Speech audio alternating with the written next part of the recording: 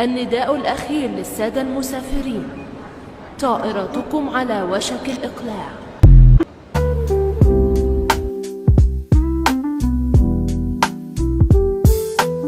هنا واش اخباركم؟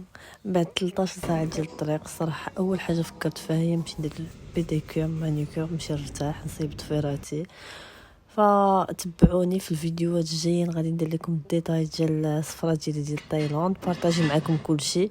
الصراحه الحاجه اللي كنباهر بها في اسيا هي لي مول، لي فخوي، لورغانيزاسيون. الصراحه التاي فود ما تعجبنيش بزاف، فمشيت لانديا ريستورانت.